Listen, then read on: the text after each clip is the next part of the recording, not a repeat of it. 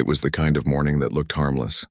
Atlanta in spring, sunlight spilling like warm honey across tree-lined streets, the hum of slow footsteps and baby strollers echoing through quiet sidewalks. Life moved without urgency.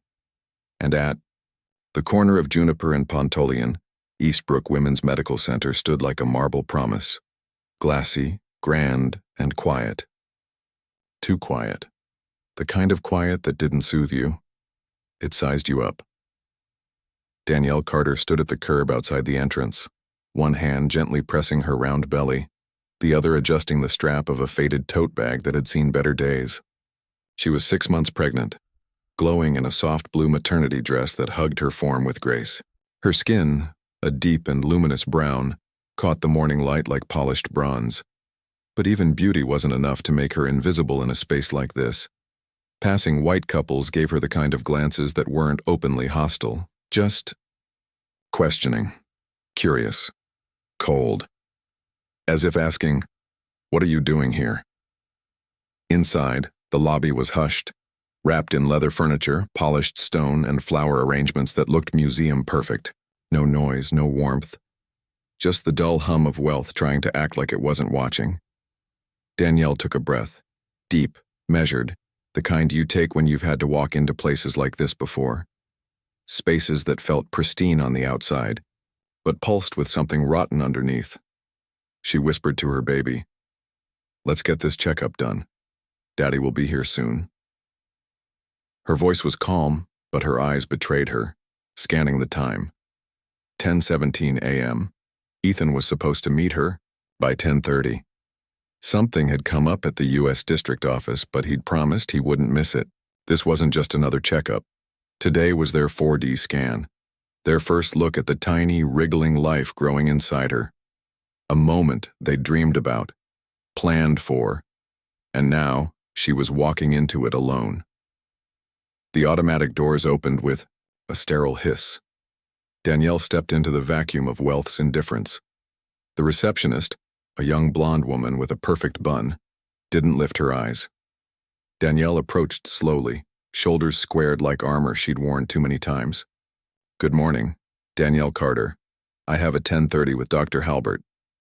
Her tone was polite but firm, not deferential, trained, the kind of voice you build after years of needing to prove you belong. The receptionist barely reacted, just blinked, typed, and offered a clipboard with mechanical grace, her gaze lingering too long with unspoken judgment. Danielle sat down, the silence in the room pressing in like a velvet chokehold. Designer handbags shifted across from her. One woman pulled hers closer, subtly but deliberately. A man in a linen blazer looked away the moment she met his eyes. No one said anything cruel, but cruelty has many forms, and the quiet ones cut deep. She focused on the paperwork, pen gliding in practice strokes, but her fingers trembled, not from fear, from weariness. She didn't want to fight. She didn't come here to teach anyone a lesson. She just wanted to hear her baby's heartbeat. That was it. But somewhere behind those closed glass doors, something was waiting. And this morning, this simple, beautiful morning was about to change forever. Because what no one in that clinic knew was who her husband really was, and that he was already on his way. Danielle Carter's name was called with the warmth of a court summons. The nurse didn't smile. She didn't even look her in the eye. Just stood in pale scrubs at the edge of the lobby, clipboard in hand, tone flat. Danielle rose slowly, one hand on the small of her back, the other gathering her tote bag. She offered a polite smile, a reflex more than a choice. But the nurse had already turned and started walking, as if she were late to something more important. The hallway was spotless, immaculate even. Soft ambient music played, some gentle, instrumental piece meant to ease anxiety. But to Danielle it felt like a distraction, a performance, like this building was too busy pretending to be perfect to acknowledge its poison. As she walked behind the nurse, she noticed the framed portraits lining the walls, smiling white mothers holding newborns in soft lighting, brochure material, a gallery of belongings she hadn't been invited into. Her eyes searched for someone, anyone, who looked like her. There was no one. Not a single face reflected back. They stopped outside room 3B. The nurse opened the door, gestured inside without a word, and shut it before Danielle could even say thank you. Alone now, Danielle looked around the examination room. It smelled like antiseptic and lavender, too clean, too polished. A single monitor blinked quietly in the corner. She sat on the edge of the bed, smoothing her dress, one hand resting protectively over her stomach. She checked the time again. 10:43. Ethan was late. Not by much, but every minute without him felt heavier. Then the door clicked open. She looked up. In stepped Dr. Lindsay Halbert, blonde hair pulled tight in a bun, flawless white coat, posture perfect, cold gray eyes. She didn't say hello, didn't shake hands, didn't smile. She just stood there and stared, long enough that the silence turned from professional to personal. There was a message in that pause. You don't belong here. So, you're Danielle Carter, she said. Her voice dipped in clinical condescension. It wasn't a question. It was a judgment dressed as protocol. Danielle straightened her spine. Yes. Good morning. I believe we're doing the 4D scan today. The doctor didn't move. Her eyes drifted down Danielle's body, not like a physician examining a patient, but like a museum patron critiquing something she didn't understand. You came alone, she said flatly, as if it were a violation. Danielle hesitated, then nodded.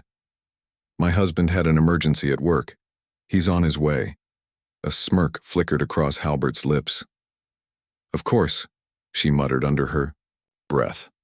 She turned toward the counter and began shuffling papers with exaggerated precision. Then, like flipping a switch, her tone changed. Sharp, cruel, rehearsed.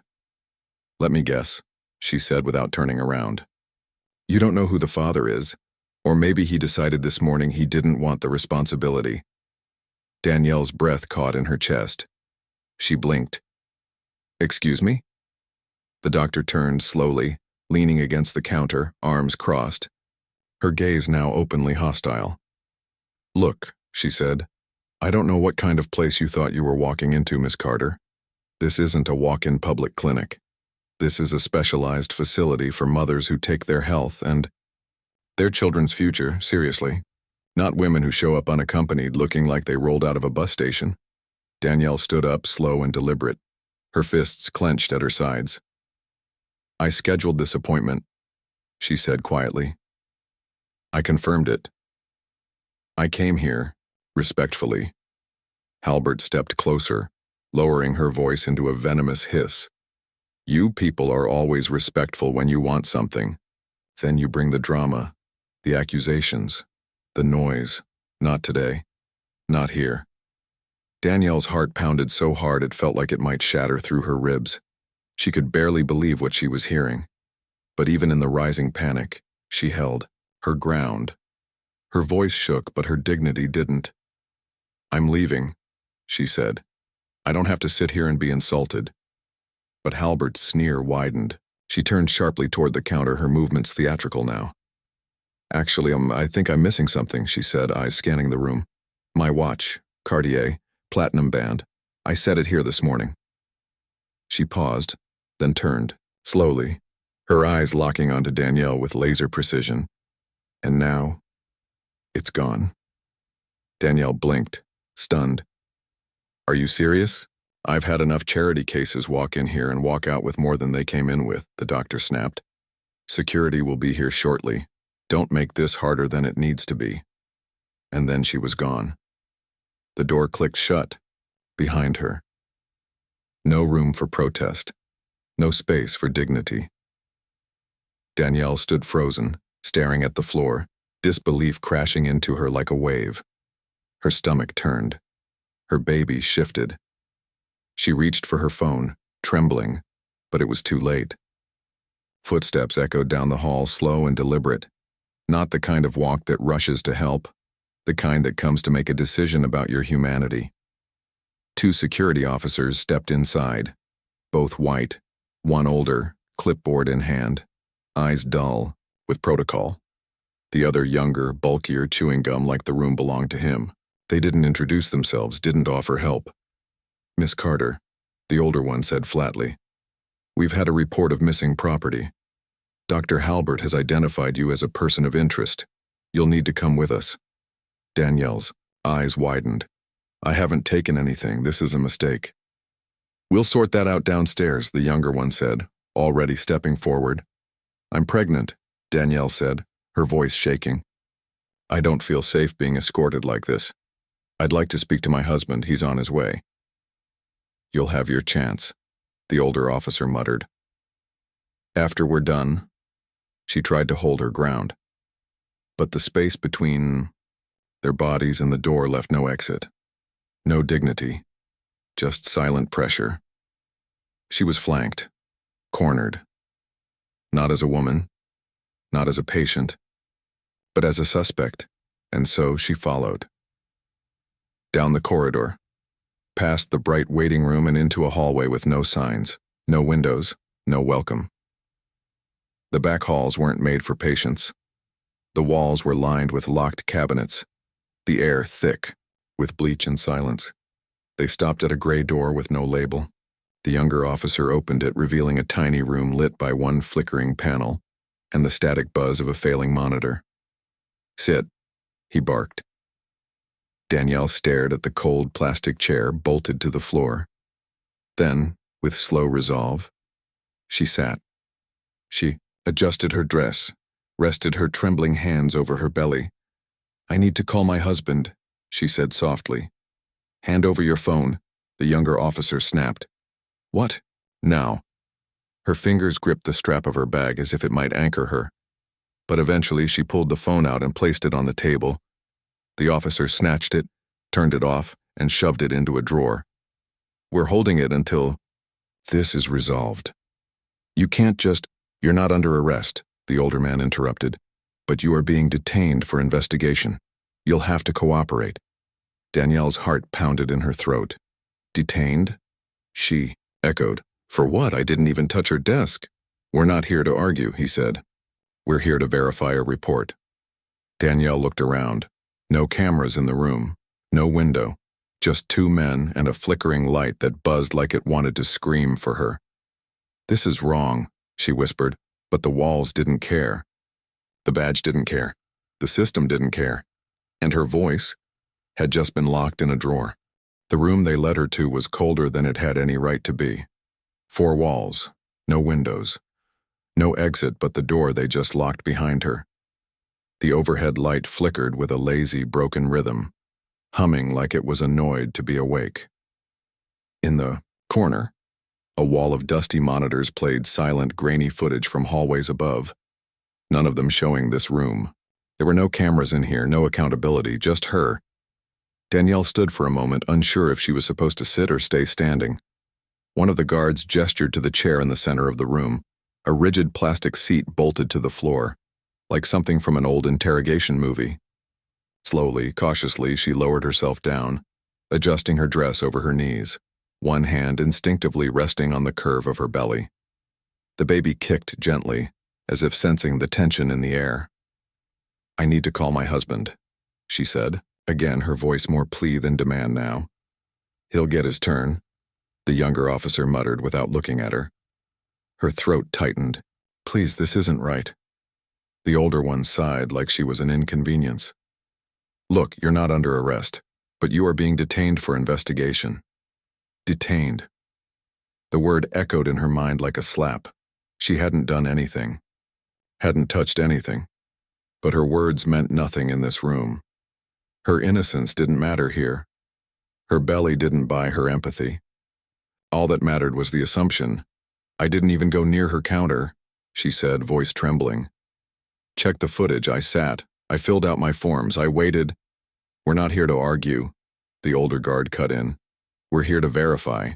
The younger one leaned against the wall, arms crossed, chewing gum like he had all the time in the world. He looked at her like she was a performance he'd seen too many times, like her discomfort was a punchline. Danielle inhaled deeply, slowly, trying to calm the racing panic in her chest. The baby shifted again, She stared at the wall, blank and indifferent, her eyes unfocused. She pictured Ethan walking through the front doors of the clinic. She could almost feel it. His footsteps sharp and sure against the polished floor. The way his brow would furrow when they told him she wasn't in the exam room. The tone in his voice when he asked why. She clung to the image like a lifeline. He's coming, she told herself. He's coming. And outside, not far from that security room, the moment began to shift. The front doors of Eastbrook Women's Medical Center slid open with a soft mechanical hiss, and in walked a man who carried storms. In silence, Ethan Carter stepped onto the marble floor like he'd owned it in another life. He wore a tailored charcoal suit that moved like armor, polished black shoes that clicked against the tile with measured intention. A gold DOJ lapel pin gleamed. On his chest, small but unmistakable. The receptionist looked up with her usual automated smile, until her eyes met his. Her smile cracked. "Good morning," Ethan said, voice smooth but heavy. "I'm looking for Danielle Carter. She had a 10:30 appointment with Dr. Halbert. I'm her husband." The woman froze for a fraction too long. Her fingers hovered above the keyboard like they'd forgotten how to type. One moment, sir," she stammered. "Let me check." Ethan's gaze didn't shift. "Please do." She tapped at her screen, then frowned. "It says she's not currently in the exam room." She hesitated. "I think there was a situation. Security was notified she might be downstairs." Ethan's expression didn't change, but the air around him did. "What situation?" he asked. Calm, quiet, terrifying. The receptionist blinked. I think Dr. Halbert had a concern. Something about missing property, maybe? It's all internal protocol, I'm sure. I need to see her, now." He didn't raise his voice. He didn't have to. Every syllable came out like a line of law measured inescapable. I can call the floor manager." "No need." Ethan reached inside his jacket, pulling out a slim leather wallet. He opened it with practiced precision, revealing a badge and federal ID. Department of Justice. Deputy Director. Office of Civil Rights Enforcement. The receptionist's breath caught in her throat. He held it there, steady for 3 seconds, long enough for it to land like a verdict, then slid it back into his pocket. "Where is the security office?" he asked again. "Down the corridor," she answered quickly. "Past the staff elevator's first door on the left." He didn't say thank you. He didn't need to. He simply turned and walked, his steps sharp, his shoulders tight. Every movement, radiating pressure like a thundercloud just waiting to crack open. Down the hallway he went, past photos of smiling mothers and glossy medical awards, past silent stares from staff who suddenly found something else to focus on. The sterile calm of Eastbrook started to shiver at the edges. The foundation of that polished, practiced prejudice had no idea what was coming for it. Because now, justice had put on a suit. Because now, the man they assumed was just another absent father had arrived. He reached the nondescript door, paused, listened, muffled voices inside, low, tense. He gripped the handle. The door creaked open and everything was about to change. The moment Ethan Carter stepped into the room, the temperature dropped, not from cold but from the sudden stillness that comes when power enters quietly and makes no effort to announce itself.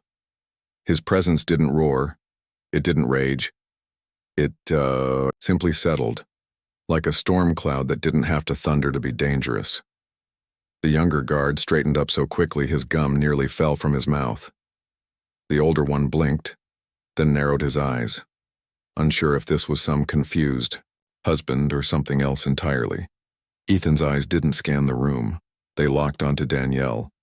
She sat in the middle of the cold, dim room, hands gently resting over her belly, her shoulders squared as best they could be. Her lips were tight, her face pale with exhaustion, but her eyes met his, like an anchor finally breaking the surface.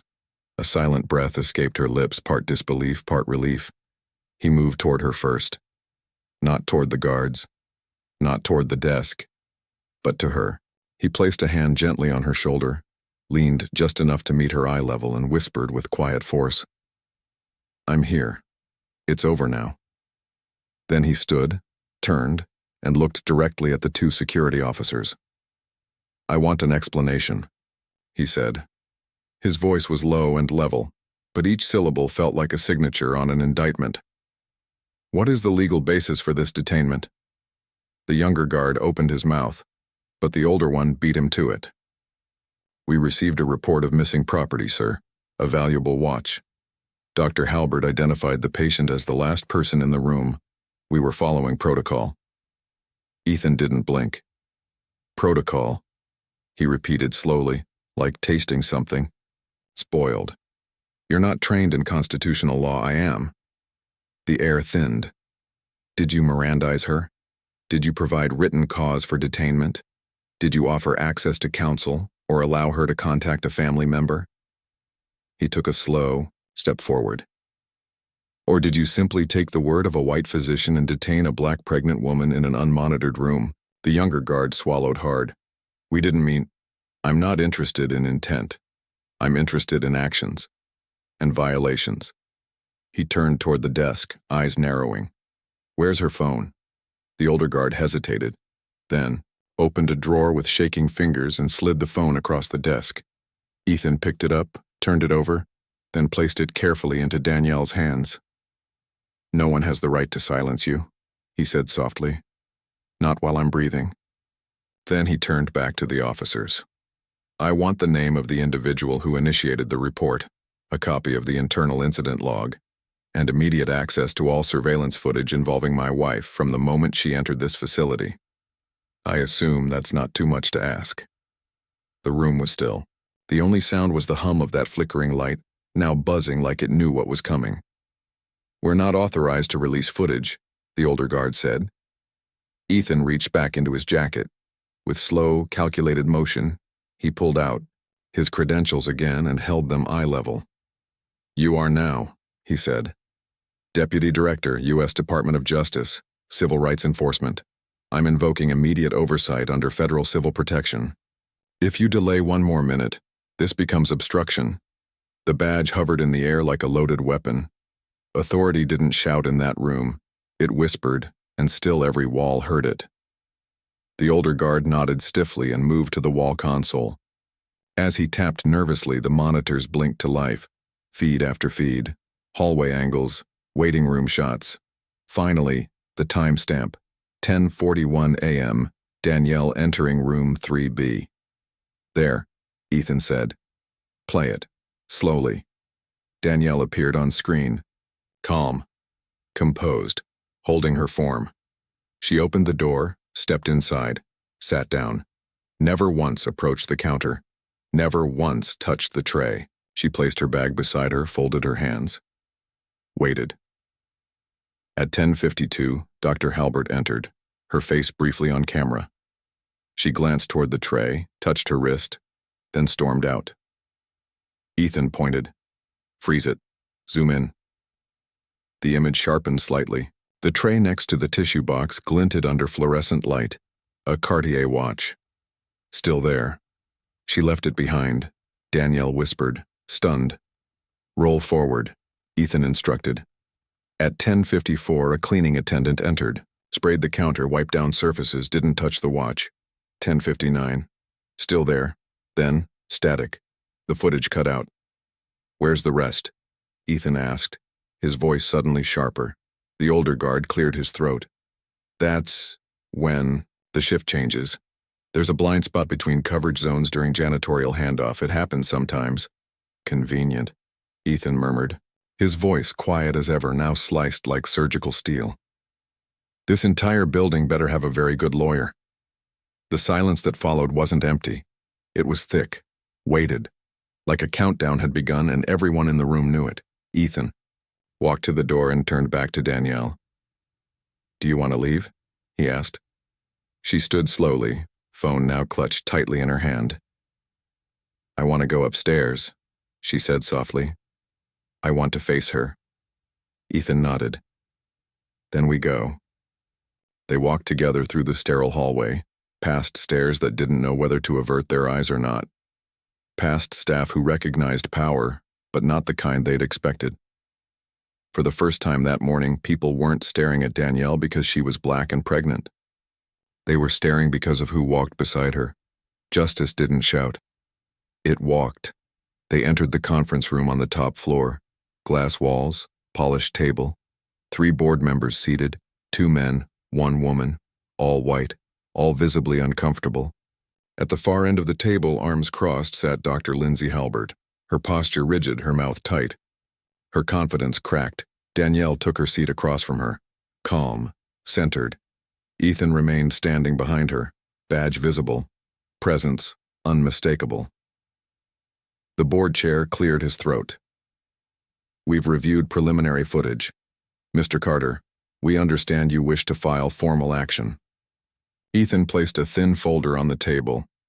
"My wife was falsely accused, illegally detained, denied communication, humiliated in a medical facility.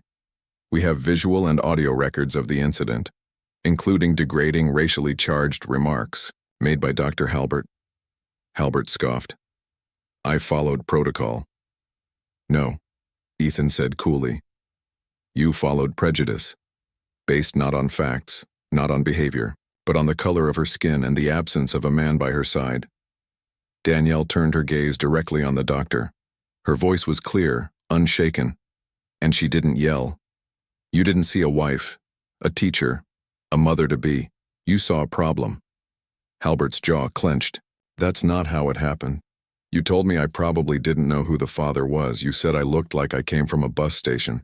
You called me a thief." The room went still again. Ethan stepped forward. "This isn't just unethical. It's actionable. We're filing formal federal complaints, civil rights litigation, and we're demanding her immediate suspension, full transparency, mandatory anti-bias retraining, and a written public apology." The board chair glanced between his colleagues, then nodded stiffly. "We'll begin proceedings immediately." Halbert stood so fast her chair toppled behind her. She stormed out without a word, and no one stopped her. No one needed to, because justice had already arrived, and this time it came wearing a badge. Days passed. Statements were taken, meetings convened. The atmosphere at Eastbrook Medical, once sterile and untouchable, shifted like a building waking up from a long, arrogant sleep. The clinic issued a formal announcement. Dr. Lindsay Halbert was placed on indefinite administrative leave pending further investigation. A full internal review of patient rights procedures had been launched. The apology came, as expected, sanitized, legal, cold. But Danielle didn't flinch. Because she hadn't come this far for just an apology. She had been disrespected in silence. Now she would speak in public. 2 weeks later, the steps outside Eastbrook were crowded with cameras, journalists, local advocates, and community members who had heard the story and saw themselves in it. Danielle stood behind a podium, radiant, in a soft cream blouse, her round belly now leading her stance like a quiet banner of resilience. Ethan stood beside her, still and steady, like a wall that had always been there, even when no one noticed it. Behind them stood faith leaders, civil rights organizers, black mothers and daughters, all dressed in power and patience. Danielle adjusted the mic. The crowd stilled. "I was humiliated in a place that promised care," she began, her voice calm but piercing. "I was accused without evidence, silenced without cause, and made to feel like I didn't belong, not because of anything I did, but because of how I looked and because I walked in without someone next to me." A pause. This wasn't just about me. She looked directly into the cameras now. It's about every black woman who walks into a room and is assumed to be less. It's about the systems that let those assumptions go unchecked. It's about how we are asked to stay quiet so others can stay comfortable, and how often we do because we're scared of what will happen if we don't. She let the silence breathe. Not this time. Flashbulbs clicked. Pens scratched notepads. Some in the crowd had tears in their eyes. Others nodded, arms crossed, not in defiance, but in confirmation, in recognition. We deserve to be seen. We deserve to be safe. And we deserve justice that doesn't wait for a badge to walk in before it listens. She looked down at her belly, her hand resting gently over, the child growing inside her. And then finally she smiled, not because everything was fixed, but because something finally had changed. A ripple, a beginning, a reminder that even in the coldest, most indifferent rooms, truth still echoes. And Danielle? She wouldn't be the last to speak, but she'd always be the first to stand. She didn't just reclaim her voice, she opened a path. And next time she won't be the only one walking down it. If you believe justice should walk in wearing a badge and speak softly but carry thunder, like this video, comment below if you've ever been judged before anyone even knew your name. Part 2 is coming, and next time someone else is going undercover. Don't miss it.